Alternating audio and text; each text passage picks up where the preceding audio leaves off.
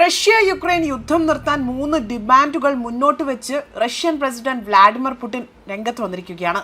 ഇത് യുദ്ധത്തിന്റെ പര്യവസാനത്തിന്റെ ഗതി നിർണ്ണയിക്കാൻ സാധിക്കുന്നവയാണ് എന്നും വിലയിരുത്തപ്പെടുന്നു.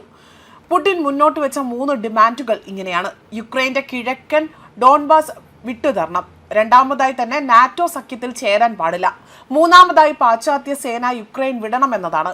ഇതോടെ ട്രംപും പുടിനും തമ്മിൽ നടന്ന കൂടിക്കാഴ്ചയ്ക്ക് ഫലമുണ്ടായില്ല എന്ന വിലയിരുത്തലാണ് ഇപ്പോൾ ഉയർന്നു കേൾക്കുന്നത്.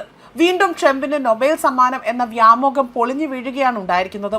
3 സ്രോതസ്സുകൾ പ്രകാരം, അതായത് റിപ്പോർട്ട് ചെയ്ത 3 സ്രോതസ്സുകൾ പ്രകാരം യുക്രൈൻ ഇപ്പോഴും നിയന്ത്രിക്കുന്ന ഡോൺബാസിന്റെ ഭാഗങ്ങളിൽ നിന്ന് പൂർണ്ണമായും പിന്മാറണമെന്ന തന്റെ ആവശ്യത്തിൽ റഷ്യൻ പ്രസിഡന്റ് അടിയുറച്ചു നിൽക്കുന്നു എന്നതിന്റെ ഏറ്റവും വലിയൊരു സൂചനയാണ് ഇപ്പോൾ പുറത്തു വരുന്നത്. എന്നിരുന്നാലും പ്രത്യുപകാരമായി തന്നെ സപ്പോരിഷ്യയിലും കെൻസണിലുമൊക്കെ തന്നെ നിലവിലുള്ള മുൻനിരകൾ മോസ്കോ നിർത്തുമെന്ന് അവർ കൂട്ടിച്ചേർത്തിട്ടുണ്ട്.